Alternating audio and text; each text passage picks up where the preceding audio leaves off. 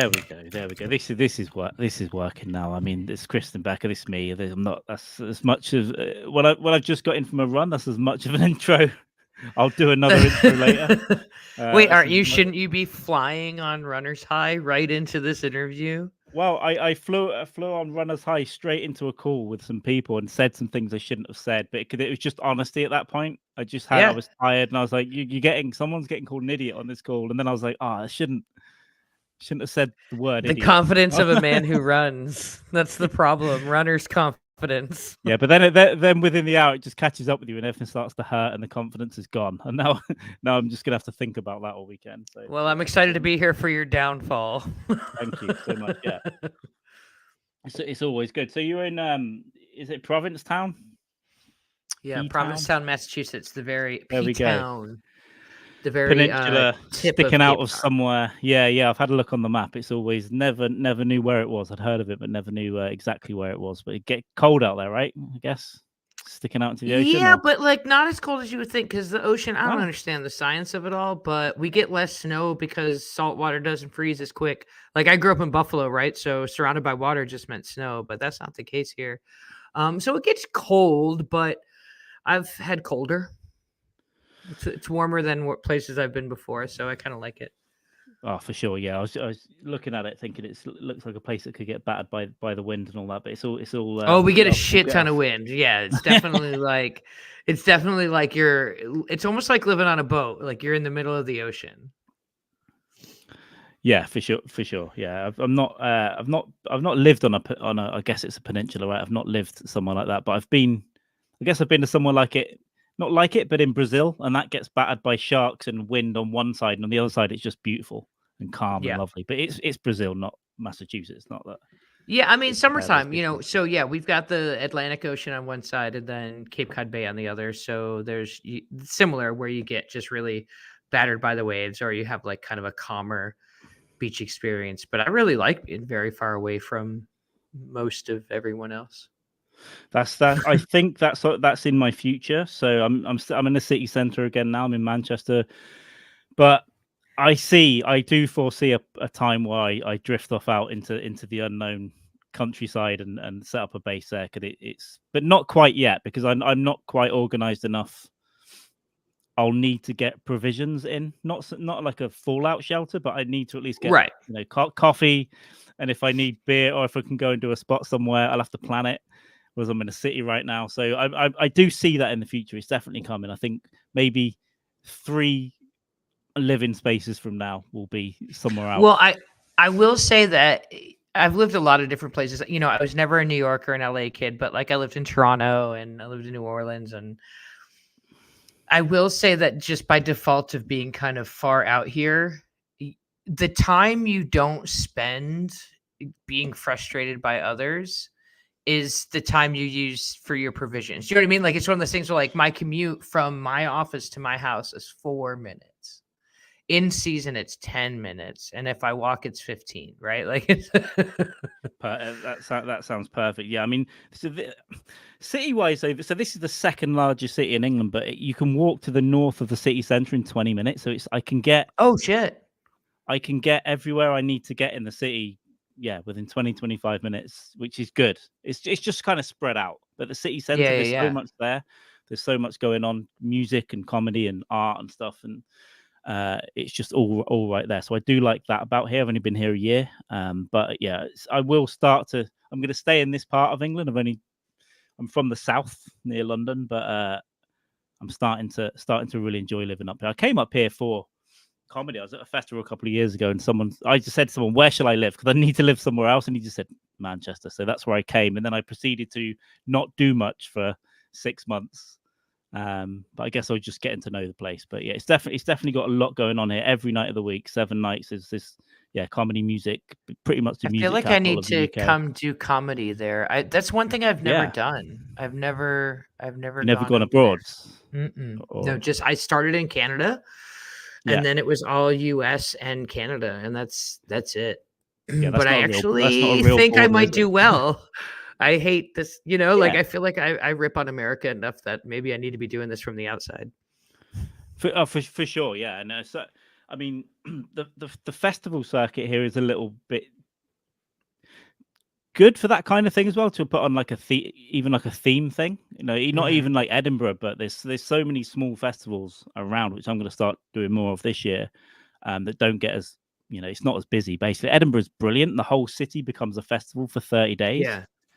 I'm sure a lot of people that have come over here, but I do. But it's kind of chaotic, and it's really fucking expensive for especially newer acts or people that haven't got a shitload of money to go and stay. It's great if you can house share from 2 weeks or a month, but you can end up getting yourself in the hole, and then you're trying to claw it back at ticket sales during the month as well, and begging it. But there's 1,000 other shows on, and it's beautiful. There's so much going on. But I am going to do it at some point. But there's a lot of other little festivals around the place as well. I've done a few of those, and yeah, it's nice to go to a place where you're not competing with 1,000 people, and you can afford to go and stay in a hotel there for a few days as well. Yeah, it almost sounds like it makes sense to hit a couple of small festivals and get the heat, get the momentum for the show before you try to do it somewhere. For sure, yeah. There's a few Leicester, Brighton. I did Brighton last year, and I think that is the best thing to do. But there's some really, really good stuff going on around the place. But yeah, you'd go over pretty well here, I would think. I'm liking the sound of that. It's so funny. Like I used to think about it all the time, and then I hadn't. And now that I'm talking to you, it makes a lot of sense. I really like doing comedy in other places. I did some in Germany a few years ago, right before COVID. And I intended to go back, but that was 2020, and then everything just collapsed. And I was like, well, maybe next year. And I've just been so fucking busy since, I haven't made it to go. But Germany's got a good scene. Berlin, really good English speaking scene. Netherlands, and it's all so close to here. The Netherlands is 45-minute flight from here or London. There's quite once you're here, you can get around, but just in the UK itself, there's quite a. I think I'm going to Berlin in the fall. All right, wow, this is all coming together. Do you want to be my manager? These are great ideas. My girlfriend's friends are running the Berlin Marathon. What month is that? I don't know, but I think it's in the fall. I'll take a look, because I haven't said anything yet, but I'm considering running the Amsterdam Marathon, which is in October. So. But now I've said it. Have you run a marathon before? I ran the Amsterdam Marathon 10 years ago. So this will be the 10-year return. I've never been a runner. I've always been a jogger. I've always been very slow, and I don't go very far. But Berlin last weekend of September. That'll be a week or two before Intrigue. Amsterdam. But... Okay, I'm gonna have to book a show or two. Let's do it. Okay, here we go. Yeah, Great. Yeah. If you want any tips or travel tips, let me know. I've only been to Berlin once, but it's a great city. It's kind of obviously where it had the Russian divide, and there's a TV tower you can go up. I went up there and had a beer, and you look out one side, and it's all like the Reichstag and all that historical buildings. You look out to the east, and it's just bleak, like Russian apartment blocks. But it's a really, really good cultural part of the city now. There's a lot of really cool bars and clubs, and I did a gig over there. I can't remember the name of the place I was in, but there's a lot going on in East Berlin now. I was in Berlin when I was 13. We had a foreign exchange student from Germany live with us, and my mom was a travel agent, and my mom was like, the Berlin Wall is coming down, we're going to go check it out, we're going to go see your exchange student's family. And chipped off my own little piece of asbesto when I was 13. Was that 89? 90, I think. Yeah, 89. Yeah, that's when it came down, I think. Yeah, that must be amazing to get a piece of that. Yeah, you can see bits of the wall staggered around the city now. And it's pretty Checkpoint Charlie, where the American thing was there. But it's all kind of very touristy, but I like just seeing the clumps of walls stood around the place. I mean, we definitely did the thing where go get your passport stamped at Checkpoint Charlie. We did that thing. I guess it was still happening at the time, or I don't know. Yeah, but I mean, it'll be 5 years this year. I'm going back next summer for sure, because it was all grey and cold when I was there, and it's just I need to get there. But I travel a lot anyway, and it's finding time. I'll probably be 60 by the time I get back, but I'll go this year. Fuck it. And I've got a friend in Barcelona that runs a place as well that I've not got out to yet. He runs see him at Edinburgh most years, and he's running a place over there. So there's all kinds of stuff going on. There's more and more English speaking comedy popping up as well. The one place I want to do comedy is Brazil. Because I go to Brazil a bit, speak quite good Portuguese. Quite well Portuguese. It's not even English, mate. You do? Yeah, I've spent about 6 months in total over there over the years, and I was there for 3 months 2 years ago, and maybe 3 people spoke English the whole time I was there. So you have to kind of get through it. So Provincetown, where I live, was founded by the Portuguese. So it's another colony of Portugal. Wow, I didn't know that. Yeah. So because if you shoot right across from Portugal, that's P-Town. So that's the tip of the Cape that's sticking out. So yeah. So it's we have a Portuguese festival every year, and a lot of the founding families are all Portuguese families. Oh, that's really nice. Yeah, I'm learning kind of more Brazilian Portuguese, and I went to Portugal, and I was trying to speak Portuguese, and they're like, "Go fuck yourself. We'll speak English." Oh yeah. So it is, but yeah, Portugal's pretty cool as well. Great food over there. But Brazil's somewhere. I've got really, really close friends in Brazil. But I want to do, because stand-up started over there. I don't know, but in the last 10 years, it's been getting a little bigger. But it's mainly been in Portuguese. But I have noticed there are some English nights popping up in like large cities like Sao Paulo and Rio now. So at some point, I'm going to try and do something over there as well. But it's just, I'm going there next week actually to Brazil, but I'm not going to have time. It's such a big country. It's as big as the States pretty much. Mm-hmm. And I've got a few friends there, so I'm almost certainly not going to have any time to go and hit up one of those major places. But yeah, that's what I think it's good to do interesting stuff, interesting gigs, and Yeah, I mean, I feel like it's either the path of I want to be famous, or it's the path of I want to live a really cool life that lets me do the things I want to do, right? Like, I feel like, do you want a life in comedy, or do you want comedy in your life? That's been like my whole thing lately, is like, because a life in comedy is very different than having comedy in your life. yeah. I mean, it's always what kind of balance do you want?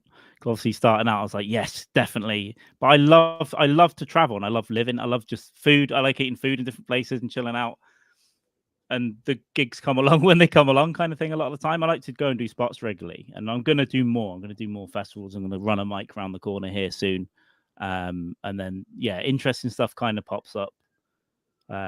Billy Wayne Davis gave me a spot at the thing in Bisbee last year, and that was phenomenal. I was just going to hang out, and he just typical Billy Wayne said, "You're doing time, man." I was like, fine then. And I was extremely drunk and high when I went up, but that was forced upon me by when in Bisbee. Just you can't do anything else really. But it was definitely a fun time, and I believe that's going to be happening on a yearly. Well, I think that's going to be happening annually. That little get together in September, so that's going to be cool thing. Yeah, it's great to meet Andres, and I've met him digitally a few times, but it's good to meet him in person. He can run, man. Andres can move like a goat. Mm-hmm. Pretty impressed with that. And great tours from the great Tom Konopka over there. Took us on a 5-hour hike. No water. Don't worry about it. Everyone's hungover from the gig. But yeah, a 5-hour hike through town, or like all up in the hills through town, every part of Bisbee, and Buddhist shrines. And Konopka knows every single person in Bisbee. He knows their dog.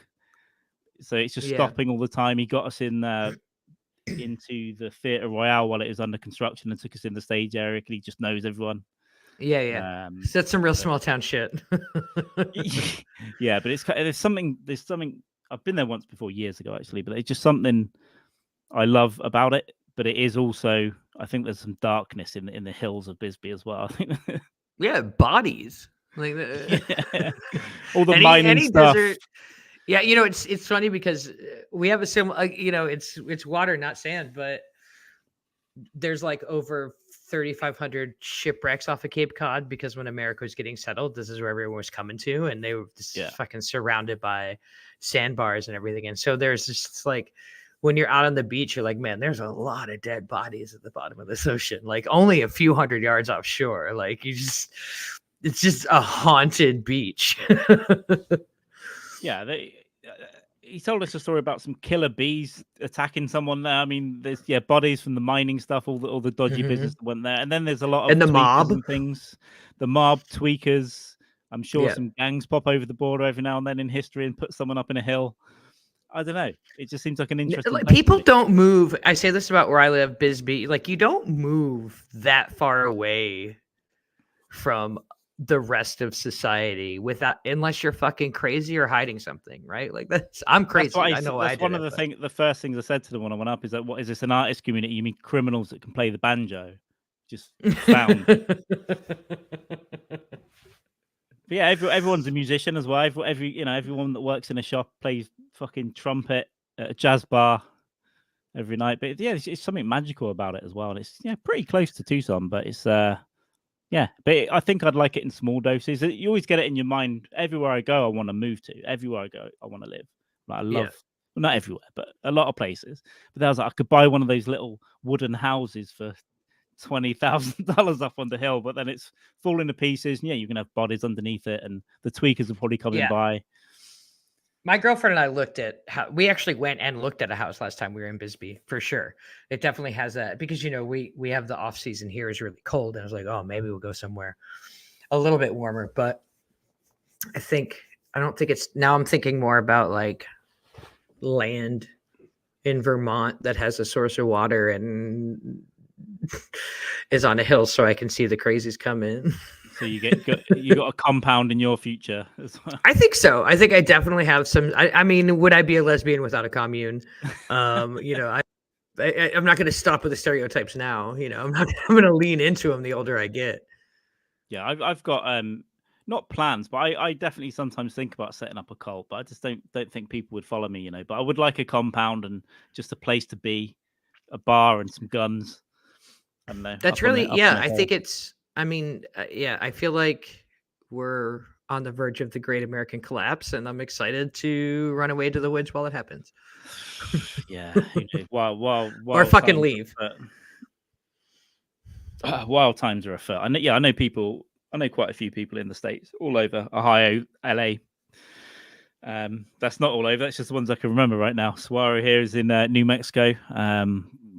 But yeah, it's there's wild times are afoot in the world, I think. But America's kind of like under the microscope of everything, isn't it? It's just there's all kinds. Well, I mean, we're due, right? Like what's the average age of an empire is 250 years old, and we're like 245 or 246, something like that. Like we're due for America's shitty to refugees because they don't remember what it's like to be a refugee. So like, here we go. You know what I mean? Also wouldn't function without refugees, right? Who's fucking mowing the grass in Texas and serving you great food, So it's an important part of the economy, and we get it here as well on a smaller scale. It's a nation built on immigrants. I mean, from my Irish and Italian grandparents to great grandparents to it's fucked right now. So from what I do see a lot of issues popping up there. I don't think who the fuck knows. I think some crazies are going to do some crazy things, and then there's going to be some crazy responses to those things, and so it is going to be a little bit of chaos, especially if certain things go a certain way this year. Which isn't unlikely. No, it's not unlikely. It's pretty fucking likely, actually, and I think it's disheartening that the Democratic Party doesn't see that. Like seeing the two parties have, which is all we really have a choice of. The right is kind of letting the crazies take over, and the left is trying to not. And it's like you almost have to fight far left with far right at this point. Yeah, which always makes for a good time. Always makes for a great little page of history. Right? Yeah. So I'm gonna stay at my little beach town and focus on the local things that I can focus on, and trust that I'm in an area that is very rich, which I am. There's a lot of really wealthy people here, and then I'm gonna be service class to the wealthy and hope their guards keep me safe. Yeah, there we go. Hang around lots of rich people. He's always. I'm gonna dance for them. Kind of get left alone. Yeah, this peninsula in Brazil, it's called Búzios, just outside of Rio. It's beautiful. It's safe. There's no crime. I've seen like one incident there, and it's kind of half a fight. In Rio, you see some other stuff, but it's beautiful. And I kind of a workaround when I was in LA. I went for this Italian meal, and a Brazilian guy brought that restaurant, and I was talking to him about this place, and he goes, "Yeah, you know why it's so safe? All the fucking drug dealers, all the wealthy politicians, drug dealers, and God knows who else own all that land, so no one's going to come and fuck it up." So the kind of rich are there, making it beautiful. This beautiful scenic place, all very calm, very low crime, and it's that's where you want to be. You want to hang around there where there's a place for you, and you're not just being forced to suck off the rich. At least you work in their outhouse. Yeah. I feel positioned. I feel well positioned for the future. I'm around queer people. A lot of them have money. I don't really have any money, but that's okay because I get to do shows and they come to those shows, and then I have a little more money. You seem like, I don't know, you're the lesbian mayoress of P-Town, and I've been looking through some of the stuff you do. You run a lot of shows. There's a festival you're working on this year, right, as well? Yeah. We did the festival in 2019, and then pandemic happened. And then when I thought I was going to rebirth it in 2022, Summer of Sass, the little side project I was doing, got a massive donation. And so that kind of took over everything, as it will. When someone gives you $3.7 million, you have to then responsibly use it and do things. Correct. And we did. We bought a giant, beautiful mansion. But I definitely had to learn how to be a not-for-profit manager, and almost immediately. So, but the festival, fingers crossed, will rise again next year. I feel like I've gotten it. I overestimated how much I could juggle at once, and I had to just set it down for a minute because this is obviously the priority right now, and it's kind of a legacy project. That's fair. So it was End of the Earth? Is it that one? Yeah, End of the Earth. Yeah. You've done that once before, or a couple of times before? We did it once before, 2019. Nice. Sean Patton was a headliner. Deborah DiGiovanni, Mehran Kagani. Rob Bebenek, a bunch of my old friends from Toronto came down. It was a mix of everybody, a lot of Boston comics. I'm not. Nice. Yeah, it's a festival that is queer by being here, but it's not by default. Like, we're not just going to put gay people on. I really love when you have a good, diverse mix of everybody. And I love when you sit in a show and someone on the show challenges your perspective, regardless of what your perspective is.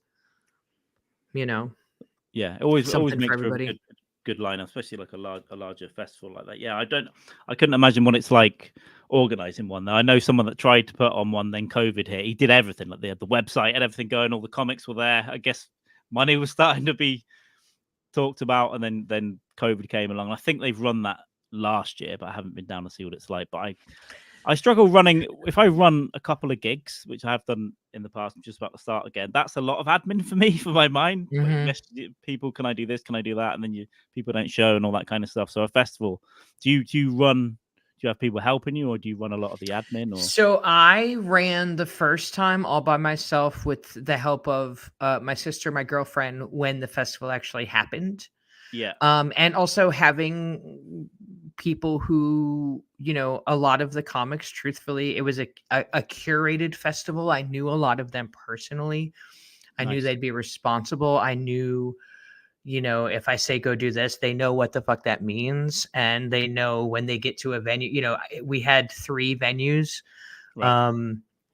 But one main venue, and they knew if they showed up at a venue that they should, go talk to the sound person. And, so the day of, or the weekend of, having my sister here to like pick up comics from the airport and like do that kind of support stuff where you're just trying to figure out transportation, especially where we live. Like, we had the misfortune of there was a hurricane offshore, and so the ferries from Boston shut down, which destroyed our festival, because on average the ferries come and bring 300 to 400 people every 4 hours, like 3 times a day, right? So it's just like a ferry dump, and then you bark on the street, and then people come see your comedians.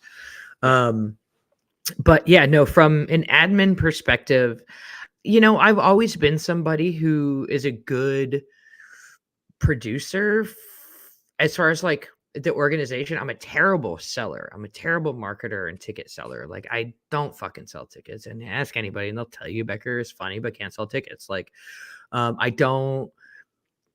But the like build the website, get the comics on board, the admin of it, I'm pretty good at, and can pretty much juggle that part. It's the execution needs extra hands for sure. And I'm honestly hoping to build a larger production team for this festival moving forward, because I do have a lot of projects right now. And so I'm hoping to, can I put 4 people together, 5 people together on a production team and make this, because it's a destination location, right? Like, people like to come here, and the people who got to come here for the first festival, we made sure, like, my rules are, if you're going to ask a comedian to come perform, you have to give them a place to sleep. Might it be that we rented out the hostel? Sure. But like, you have to give them a place to sleep, and you have to give them a little bit of money for food. Like, there's just some things you have to do. This idea that like going to a festival and the comics have to pay for everything. And, maybe the one industry person that's on the panel will see them, like, fuck off. Yeah, it's a problem. I mean, it's common. It is common here in a lot of places. The comics get fucked. Like, you've got to rent the place. You've got to, and you can make it back in tickets, but maybe not. It depends. And then, a lot of people are on their own. But there are grants, and there are some festivals. There's definitely one out in the sticks here that give accommodation to everyone that comes. And I think if you look after comics even a little bit, just a little bit, it makes a big difference to them. They remember it. And then everyone has a nice time. You don't feel like a piece of shit that's just coming, can I please do some comedy? Like, I'm being looked after a little bit. It's great. Yeah. Yeah, it's definitely, I mean, I've kind of been on a soapbox about this for almost 10 years at this point. And so, not doing something unless I can put everybody up and making sure everyone gets a little bit of money, and trying to, get their ferry ticket if it needs a ferry from Boston, if they can at least get to Boston, or, whatever I can do. Yeah. Is how I want to do it, because it feels right. That's exactly what I would want to do as well. Because I'm just going to run a mic around the corner, but I want to set up a better show here. But I'm just trying to get in to know everyone. I don't want to start treading on toes, because there's always, I know it's like there in a city that you don't know that well. There's always like a high council of comedy that you don't know who they are. Sure, yeah. Who they are. Oh, this guy runs 5 shows. Maybe I should get to know him and make sure that I'm not stepping on this guy's toes, and just get them involved as well. And then eventually I want to do maybe I'd do like a one-off, like a one-dayer to start with at some point in the future. Like, just put on a really good day or half day and night of comedy. It's something I'm thinking about, bringing a few things together. Or even, maybe some music. Just, there is always the people who have been, I mean, I was that person in Buffalo running a scene for a long time. And I always find that, like, if you're new to a place, like, go to the people who are running, ask them what the scene needs. Yeah. Right. Like, does the scene need a weekly open mic? Does the scene need a bi-weekly or bi-monthly? We'll never know. Showcase show where comics, everyone can do a 5-minute set in town, but there's nowhere you can do a 12-minute or a 15-minute on a regular basis, like, and working together. I feel like that might be the only thing that comes out of this good American societal collapse, is we'll all start working together. Well, we definitely hope so. Yeah. And I've historically, I've not been the best at networking. I mean, it's because I'm kind of psychotic and anxious, right? And it's taken me years to discover that. I'm like, this is anxiety that I'm dealing with. Those people hate me. I'm not gonna. And it's just like, oh no, they're all feeling the same as well in their little group. So I've got my little group of comics, but now we're all spread out. We're in kind of different places now. But yeah, it's just we're all in these little things. It's thinking, those guys kind of suck. Not really. We're all just shit at integrating beyond what we need to. And I'm trying to get better at that. I'm trying to be the person that goes up to someone like, hey, but I don't want it to seem fake. But all this stuff is going on in my head. I'm just a person that should talk to these people. But I'm getting there now. It took like a 2 while. beers, About 2 5 beers, years. and then you talk. Not 4, but not 4. Yeah, because then you talk but not too 4. much, and it's a thing. 2 beers. People are talking have about you. beer. You got from halfway through your second beer until the end of your third beer to have this networking conversation. Yeah. Catch. Cheers to anxiety. Absolutely. Sugar Cat Life over there in New York making music. Cat performed at Bisbee as well. Did a song to start the show, and Stanhope introduced her by doing his bit about how music is terrible. So that sounds on brand. Very on brand and good. But yeah, no, I'm starting to become a human being finally. It's just sort of being aware of what's been going on in my mind primarily for the last 30 years.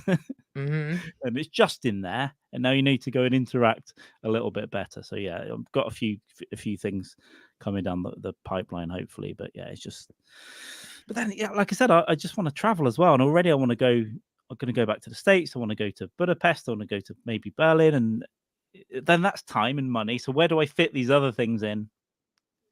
Yeah, you're gonna have to make yourself a list. That's you're gonna have to prioritize your desires. How old are you? Yes, ma'am. I'm Hollywood 37. So 45, 42. But I do have Excel spreadsheets now. I did a 2024 budget, a financial budget last night, which I'm quite finished. I don't know if I'll stick to it, but we'll see. And then doing it is half the battle. I have a list for comedy stuff and various things. Gigs I've done, gigs I'm going to do, things I need to book, things I need to look at, people I need to speak to. I'm kind of doing that, which is good. Yeah, it's half the battle for me for sure. And then I'll stare at that for a while and then eventually do something about it. I feel like I've managed to. I feel pretty good about this year. I feel like so far I'm on task. I feel like similar to you, I'm going to, now that the anxieties have been named and recognized, figure out how to work around them. And that means not leaving things to the last minute. JT Haberstad's really good at doing stuff well in advance, because otherwise, so I'm also have set a budget for myself. I have set some hard dates for making decisions about gigs I may or may not try to do this summer and all of it. Cause I live in a place where people come to go do things. So our season is like Memorial Day to Labor Day, and people come make a shit ton of money doing shows. I'm very lucky. I live in a place where gay people go to see gay people do shit. And the ticket price is like it's a wealthy enough place that you can charge $25-$30 for a ticket. Yeah. And try to work it out. So I'm very lucky that I can go January, February and kind of focus on other stuff and just kind of plan out what my summer is going to be and not really have to leave. It's almost like touring the country, but they all come here. It's without the gas money. That's pretty good though. It's a pretty good place to be, I think. For me and who I am, it works well. I don't think I could handle being famous in any real way. I don't think that I have the fortitude for that It sounds horrifying to me. Like terrifying. Yeah, I don't want to be seen. I don't want people talking about me. Just leave me alone, kind of, but not completely. Just if there's a show, come along and laugh a bit. Right. And then leave. At a designated time, when you give me your money, I will tell you what I think. Otherwise, leave me alone. I mean, it's a crazy expectation, but I do look at people and how the internet and how society is just ready to chew everybody up and spit them out. And I'm kind of like, I don't have my fighting teeth anymore. I'm getting old. Yeah, it's I just wouldn't engage. I mean, even now, someone says something shit online. What I normally do is like it. I just go and then I go, thank you. Like, you piece of shit. What do you call the comedy or whatever? And I just go, thank you very much. And I had one. I said, "Can I name an Edinburgh show this, please?" And they did delete the tweet in the end. So I'll just do it that way for the most part. Getting into online beef is, I've done it very sporadically, and I've always regretted. I think, what the fuck? Why did I bite back? I don't regret it every time. I've pretty much stopped doing it because it doesn't feel good for that. Like now it doesn't feel good. When I was doing it, I fucking loved it. Like, give it to me. Let's go. And I believe there was a heyday maybe about 5 years ago where you could kind of make a little bit of progress with somebody on a different idea, where you had your initial, social media, you get your first few little, everyone takes a shot, right? And then you come back with something a little smart, a little human, a little compassionate, and then you end up in a dialogue with somebody, and then maybe you've changed a mind. But that feels very gone at this point. That feels very not very in 2018. Like yeah, it's not. I do see it happen, but more in kind of sport, which kind of almost gets as vitriolic as politics here, football and stuff. But you do see sometimes someone's going fair point, but they've had this 10 tweet argument with each other, everyone's Satan, until someone says, "Oh, fair point." Actually, it takes too long to get there now. You used to be able to get there in a couple of jabs, and now it's like, fuck you, fuck your mom, fuck your mom's mom, fuck your dad, fuck your dad's mom. Oh yeah, that's a decent point. You should used to be quicker. Yeah, and it's time and energy as well. It's like, how much energy do I have? Limited. And would I want to spend, even in person, if you don't get on with someone in person, it's like, okay, I'm just gonna not be around you or whatnot. It's just I don't have the energy to. I want to sleep in a little bit. I want to write. I want to do gigs. I want to travel, and I want to think about doing things, or write something else that isn't comedy. Write something creative, and then by that time it's midnight anyway. How much of that time? Because I see people fall into it, and they'll get into it, and the next day they'll go and check, and then the next day they'll go back, and then they'll talk about it in the on a podcast, and they just, this fucking guy. It's like, look what it's done to you. Look, that's a heart attack, man. I don't want to have a stroke because of someone on the internet. Right? Yeah. No, that's definitely fuck them. I'm really in the place of fuck them. But I think that's the wisdom that comes with age, right? You get to a point where hopefully most people get. Oh yes, Bills Mafia forever. Sorry, go Bills. Yeah, Johnson. Craig Johnson in the house, Mr. Captain New Mexico Tapman Promotions, single-handedly promoting everyone with a retweet as soon as we love to see that. It's phenomenal. Are you a fan of the Buffalo Bills, sir? Me? Yes. I haven't got a fucking clue what's going on with American sports, but I love sport. And I've seen some documentaries, and next time in the States, I'm going to go to a game of something. But very nice. If you're looking for a good documentary, watch The Four Falls of Buffalo. It's an ESPN 30 by 30, and you will leave that documentary being a member of the Bills Mafia if you are who I think you are. I'll just say that. If you are who I think you are. Doc, and I always put who recommends stuff so I can go back. And decide if you ever have to listen to them again. Well, it's a never-ending list. This list in here, I changed phones and destroyed 2,000 messages because I forgot to port that app over. It's a never-ending list that I occasionally open. I'll write in there and stuff, ideas, but any recommendation, it's about 500 lines long right now. I have. Well, in the spirit of football season ending, I'm gonna say that when the Bills win this Sunday, I will poke you again and be like, hey, you have to watch this now, because that will make the rest of the NFL programming that much deeper to you, right? Like, so if you're going to be involved in this American football thing at all going into the Super Bowl, if you start with Four Falls of Buffalo, then by the time you get all the backstories and the heart tugs and the strings and all of that, then you'll be ready for it. Yeah, it does sound like something I could get into, to be honest.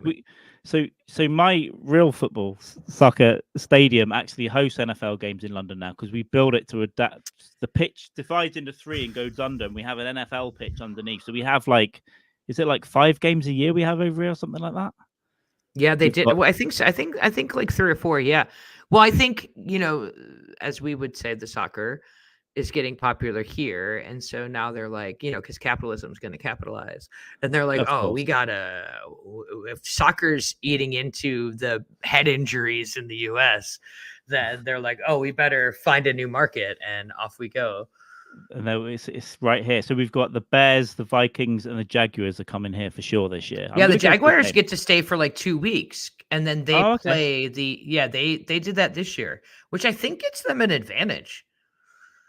And I say that because the Bills got beat there. But if you travel abroad and you're there for 2 weeks, I think it's much less wear and tear than you just showed up and you got to play in 2 days.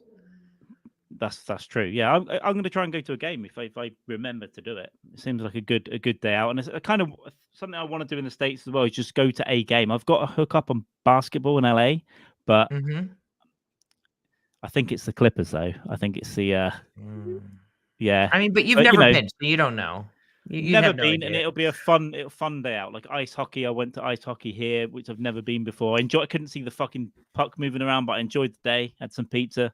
A nice time, enjoyed the fights, but yeah, I would like to experience, because I think it's an event. I think a sports day. I know what a football match is here, but the NFL's a whole thing. It's a whole day of drinking, then going to the game and whatnot, and paying overpriced tickets. I'm not sure about baseball. I like some baseball. I don't know. I think I might go and see, because I think I could. It's cheap. I think I'd get into anything. Yeah. Is it cheap? Yeah. I mean, it's cheaper. I find it to be cheaper. And I also, if you have a choice, go to somewhere that's losing, and then it's going to be real cheap, but go to a game when they're playing a good team. Right. I remember when I lived in Toronto, the Jays were terrible, but whenever the Yankees would come, everyone would go to those games because it's just a cheap way to see the Yankees.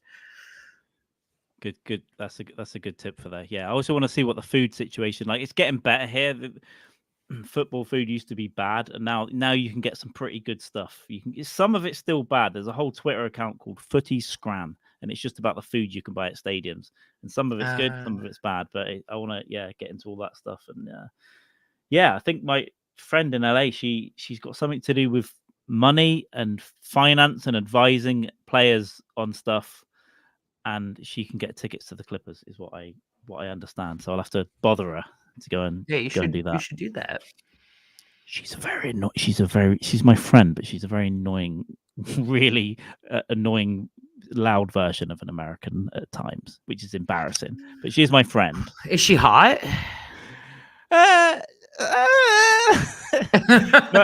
No. I mean, she's been really good to me, actually. When I first went to LA, I Airbnb'd and slept on a sofa, and we actually became friends.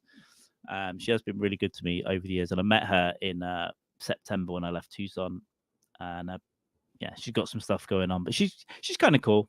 But also, there's a side to I just straight up call her crazy. When she starts to me with the crazy stuff. Well, I mean, does she know it though?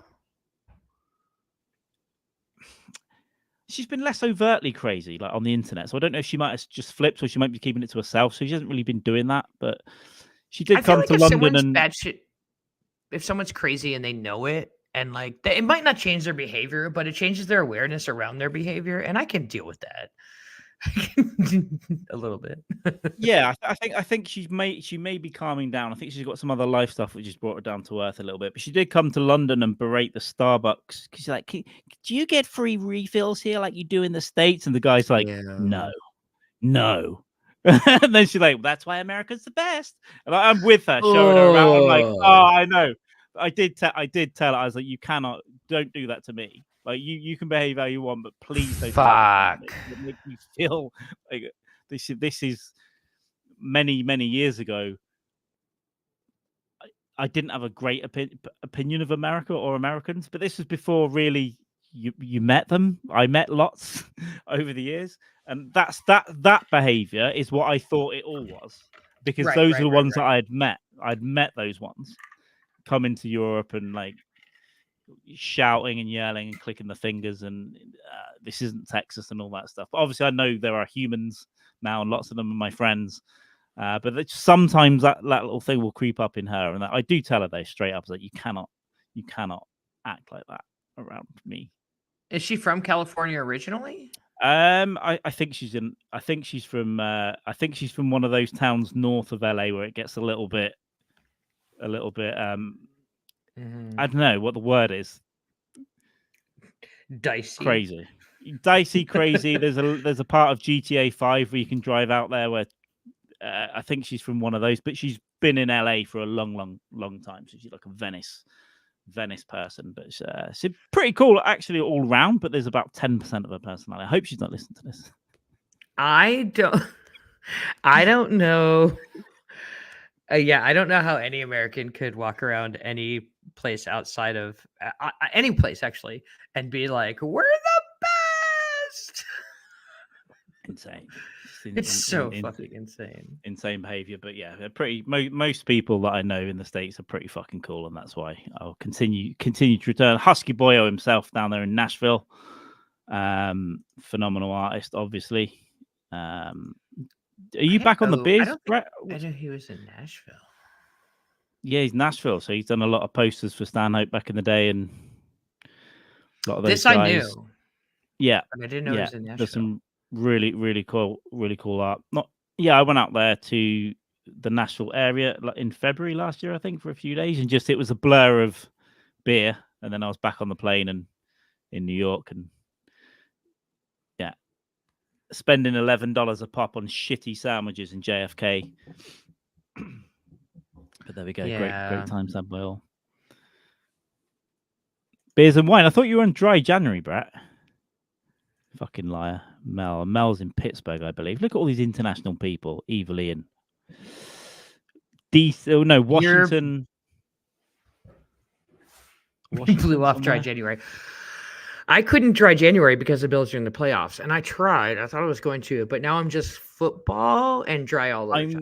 So... My dry January is like when you're trying to thumb a hard on it. It's like semi. I went out twice for 2 lots of beers 2 weeks ago, so that's not really a dry January. But that's the only time I've drank this January, and I'm going to Brazil next Thursday. I'll be there, so I'm probably going to have a beer in Rio on the 25th. So that's allowed. I think I've done pretty well. I think just having a little look-see at what you're doing with your life and deciding, am I drinking this because of an anxiety spiral dependence, or is this for me? Good. Yeah, to enjoy the moment. Now, good question, because I went to a place, I did a gig in December or November, and I went there sober and ended up drinking non-alcoholic beer, and it's the first time I've ever done that. And a friend there was doing it as well. And if you see this place, it looks like you're going to get stabbed. You're not. I kind of know it. It only opens for comedy. I love places like that. It's an illegal bar. He's brought this place out right. He buys the booze from the supermarket and sells it for next to nothing. No heating. So it's -4 and he's burning things on the fire. Great guy. Long may he stay alive. I don't think he will, but long may he. No, he's not going to stay alive for long. But it's one of my favorite places, and he actually does a festival, a 3-day festival in July. The smallest comedy. I think he calls it the smallest festival in the UK. Where's this? It's just on the outskirts of Birmingham on an industrial estate called Cradley Heath, and it is where Ozzy Osbourne is from that very. Fuck, who books that? I want to come do that. That sounds like Dave. I can if you're ever in the country in July, I can get you a spot on at Bushfest. Duly noted. Sure. Duly noted. It's rough, but everyone's actually really nice. It looks terrible, but actually it's a 3.5 days of comedy. And yeah, my friend was taking mushrooms whilst emceeing last year, and it was a fun time. I feel less comfortable in places that look safe than I do places that I am more give me a dive bar where some guy is conscientiously trying to buck the system, capitalism, and permitting. As long as it's just I don't know if I could be my all the time place, because that will lead to my own alcoholism and destruction, but I love to hang out there. That sounds like my kind of place. It's just him working the whole festival, so you have to put your hand up for a drink or text him, and he'll get around to it eventually. And I'm at a point now where I could probably go and get myself a beer. I slept there 3 times last year because it's a pain to get back home from. And wait, why aren't you volunteering at this festival, man? This guy needs help. Because I want to do spots and drink. Watch the chaos. But I'll help him. Actually, I slept there last summer, and the next morning I helped him clear up all the fucking bottles, and that's perfect. That's the neighborly thing to do. And every time I sleep there, I buy him breakfast as well. So it's a bit of rent is paid. That's community. Yeah, for sure. But it is one of my favorite places in the place to go. And if you see this place from the outside, it's just you would not. I mean, I can't even get a picture right now, but it's rough. I'll send you a picture later. But yeah, definitely Bushfest, and we need to push it this year because last year he doesn't like pushing. Wait, did you that say much. Bushfest? Bushfest, yeah. I mean, that's. I mean, for a lesbian, it sounds like you should want to come. Listen, the only pussy there's got 3 eyes and fucking 1 tooth. So I don't know whether it is the kind of place you're thinking of. It's a lot of very depressed people that get less and less by the year, and I think the locals I'm talking about. Yeah. Yeah, they. I mean, during COVID when it shut, when he really shut after pretending to be shut. I think there were a few people that couldn't handle that it wasn't open for comedy on a Thursday or Saturday, and there were some demises in the area, some mortal demises, and I had never really inquired why, but I think it was, well, if the bush isn't open, wouldn't I kill myself? I think they. Where are you going to go? That kind of place, but I tell you what, I'm always sad when the bush isn't open. I'm always sad when the bush isn't open. Yeah, for sure. It's very rude, in fact, when it's not open. In around about March time, you start getting a shitty hand drawn advert for it, like "Come to Bush," and that's the time when we apply, and it's just beautiful. No lighting in the toilet sometimes. In the girls, he'll put lighting, but in the boys, not really. It's definitely it's an experience, I think, and I do like being there when a comic's there for the first time, and they're like, "Are you sure there's a gig tonight and here? Like, what's happening?" And it's all dark and weird. It's like, yeah, you're either gonna love it and come back forever, or you never come back again. Is there a crowd? Yeah, they get every Thursday. They get he runs a good night, and they get that varies, but they'll fill the room. And for the festival, if he opens the garden too, yeah, there's a crowd filtrating. There's obviously a lot of comics hanging around, but he does get people in. But he doesn't like advertising it that well. Right, doesn't really care. Yeah. So I think this year a few of us are going to get together and really try and push it more for him as well, and it just encourage some humans to come in, some outsiders, some normies, to get more of that. Not too many though. You don't want anybody calling the police. You don't want calling the police. You don't want the vibe ruined that much. You want people to be able to smoke weed in the smoking area, because obviously weed is still ridiculously illegal here. Is you it? Want that? Oh yeah, it's kind of like if you light a joint in front of a cop and blow it in his face, he's probably going to do something about it. But no one really gives a fuck. It's in the air, especially in the cities. You can smell it. No cops walking around going, "You smoking weed, man." It's not like that, but they'll still go after. There's no weed shop, so you have to get it from some guy, right? Yeah. And the police will tackle the big guys that bring in a lot of it and that kind of stuff. But we will. I feel like that's kind of what our government is hanging their hat on. Like, I think the Democrats are going to win because they're going to legalize weed right before the election. Probably midsummer, we're going to get a full-on federally. Wow. Yeah. That's a big hit. That's the only move he's got, truthfully, because he couldn't make student loans really happen. So at this point, I think the only move is federal legalization of cannabis, even if it's only for medicinal. But that's what I'm guessing. And I saw that like some Republicans a couple of years ago started investing in cannabis technologies. So not the weed itself, but like the trimming machines and like the industrial technology that creates a cannabis production facility. And so then I was like, oh, this means they're fucking moving towards legalization. If like John Boehner fucking has a fucking stocks in, There we go. Yes, it just makes sense. I remember because it was Colorado that was one of the first ones to do it out there, and I know the tax revenue was just insane, and it just makes it here is such a stuffy little place. I think it will happen, but it'll happen real fucking slow. And it might take 20 years. I mean, they started to do medicinal around, but it's really strict though. It's real medicinal. I remember going to LA when it wasn't recreation legal, but you just had guys in green suits on the beach going, "Come with me. We have a doctor. You say you've got a headache, and we give you a license. You can buy some weed. It's kind of no one really gave a fuck. But that's true for like every pharmaceutical in the U.S. Like because it's capitalism. Like we'll fucking sell you anything, and we got a way around the laws to make it okay so we can sell it to you. Like that's a fair point. I mean, do you have direct do pills advertise on television in your country? No. Yeah. No, fucking that happened in the US. I think it was like 15 years ago. I think it's only the US and New Zealand that do that. That's what I've heard. And New Zealand insane. is kind of a cool place apart from that. It seems, why the fuck come and buy get over it, a mole. Yeah, it's fine. It makes you happy.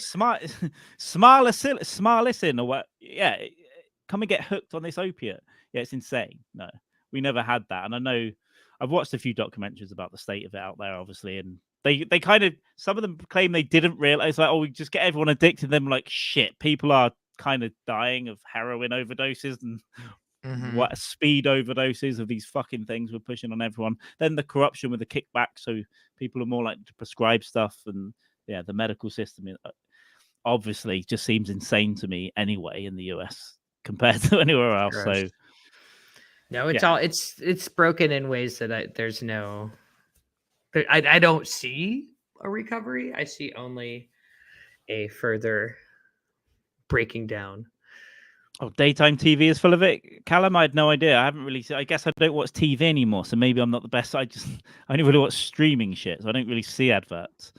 But I get, I'll have to wonder what they are, because I don't think we push it in people's faces as much as the US. Because like I said, my LA friend, it's kind of very LA. She takes a pill to wake up and a pill to go to sleep. Like, I think that's just the function.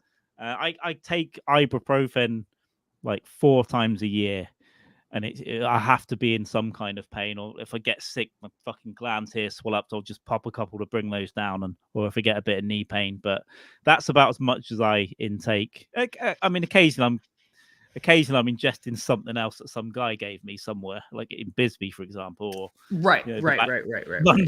Like, from pharmaceutical reps you trust. That's the key. Yeah, exactly. When Andy Andrews said this is fine, this is fine. As far as I'm concerned, although he was correct, he's an expert. That's how you. He was the first time I did DMT. The first time I did DMT was with a guy in New Orleans who was an old friend who I ran into again, and was like the consummate New Orleans bartender, restaurant guy, and I was gonna fucking trust his drugs 100%. There's not a lot I've said no to in like 2 a.m. as well. They're still like, sure, it's been that, but it's less. It's just here and there now. I don't really buy stuff, and I don't think about it. So that's a good place to be. There's been times in the past where I was thinking about these things a lot, and that was a bad time. I had to have a conversation with myself in the mirror. A lot of menopause, a lot of Viagra, intergestation. They don't tackle real illness. Trust. As someone who's in menopause, don't even tell me it's not a fucking real illness. Oh, so I'm a maniac sometimes. I think they. Yeah, I know. I think they mean. Yeah, they're kind of giving fake drugs fake drugs for people. Yeah, gas station, Rhino, Viagra. Yeah, that kind of shit. Yeah, but more like Oxycontin and that kind of stuff. I mean, it's just speed. Yeah, uppers and downers. never seem like a good idea. And I would, if they were available, I don't know. I could have got really into pills. I imagine I probably would have. I've got that obsessive gene, I guess, or behavior anyway. So if I started doing that kind of stuff, I could get into that. But luckily, never really been. I've, for those reasons, never done cocaine, which does not match my personality, brand, or anything. But I've never done coke. It's a commendable thing. Thank you. I'm pretty fucking proud of it. Yeah, I would advise, especially. I mean, let's face it. And there's a little bit of it that floats around at comedy at fucking after shows and stuff. So for me, it's like twice a year. I'd say it's pretty. Yeah, okay. Every March and September, right, something like that. It's not, but it has been a problem in the past, and that was Yeah, a long time I had ago. a friend who was real fucked up on it when I was like 19, and it was like enough for me because I don't have 2 beers, I don't have 2 cigarettes, I smoke a pack, I fucking drink a 6-pack. I don't do anything in moderation. I binge. That's who I am. I accept it. And for those reasons, I learned to never do cocaine. And I will also say that I have stayed up drinking with the best all night into the morning and not done a fucking bump. And that is something that I'm fucking proud of because you'd be surprised how much just rum and coke will keep you awake. Like if you just I get sugar and caffeine in you. Many people in the chat will know I get psychotic on booze. I can stay up till 5, 6 o'clock in the morning and be fucking crazy until even it's more of a cameo appearance now, but I can do it. I've got it in there. Go to bed at 5, 6. But it's definitely all I need with the sugar and the whatever else is going on in there. But I do. I guess I'm not around it a lot, but whatever's going on, I have a real. If it's 2 a.m., I'm normally going to say fine. Right, for the most part. Yeah.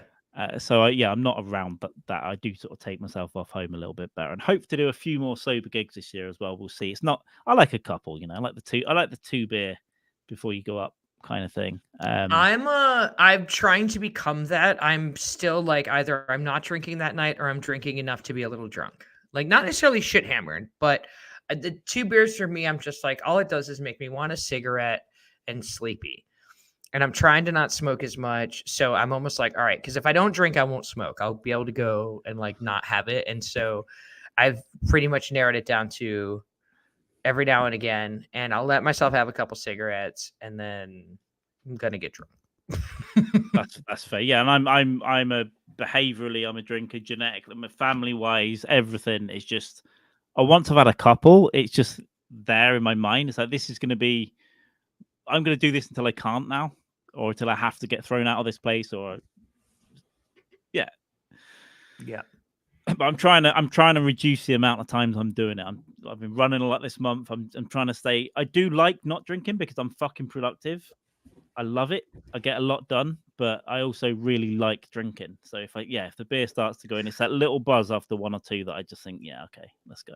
I mean, it is something that my girlfriend and I were talking the other day about how it would be easier to not drink if it didn't turn me into such a good time. Like I'm not mad. I don't want to fight anybody. I'm not depressed. I have a great time. We all have a great time. I know that it's poison for my organs. And for those reasons, I need to figure out how to put a little bit of a regulator on it. But other than that, it's fun. I have a great time. It is fun. It is it's some of the best fun there is for me. I know it does. Not everyone likes it, but for me, it's some of the best times.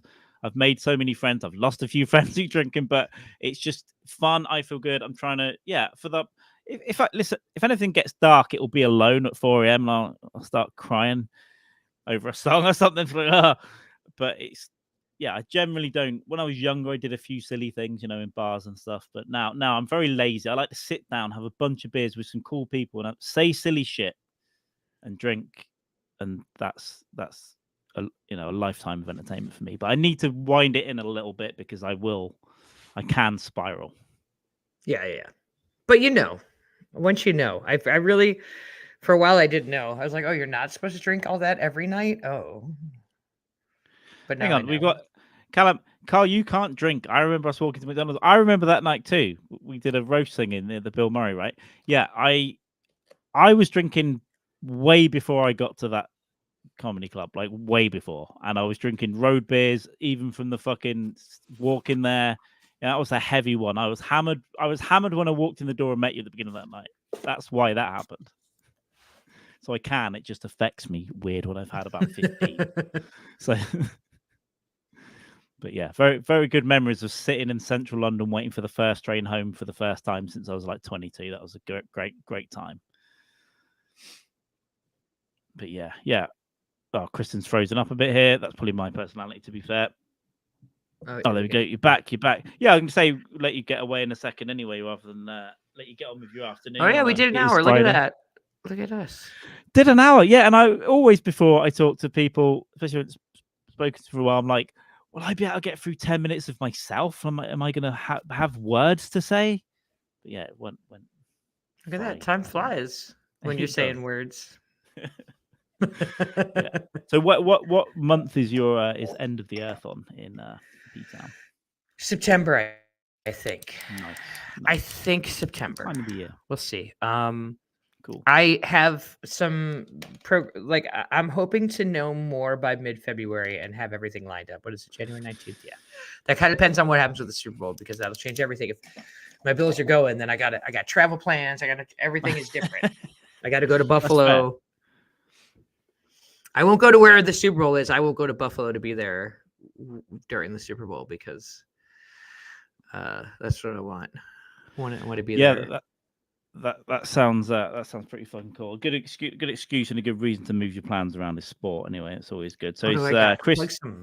Plug some links. Let's see. You can always go to KristenBecker.com. Although now that I say that, I'm like, did I update that yet from Christmas? Yeah, I can't remember. I went to. Is there like a management site you're on as well or something? I went to one of those. Yeah, my college booker people. Oh, that's the one. Yeah. Like Neon Entertainment. If you go to Becker Comedy or Kristen Becker Comedy on Instagram, Callum, and then there's a link tree on there. I'll put them below here as well. And then go click on things and have a look and have a read. But yeah, it sounds like you're busy. Sounds like you're getting a lot of stuff done. I'm sure the festival's going to happen and be amazing. I think it is going to happen. I think it's going to be amazing. I'm lucky I get to do all the things I want to do. I get to do stand-up. I get to do sketch. I get to do character work. I don't know. Fucking, I'm pretty lucky, man. Living a pretty good life. Can't complain.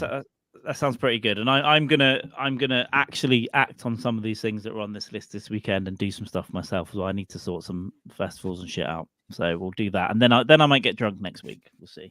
I like it.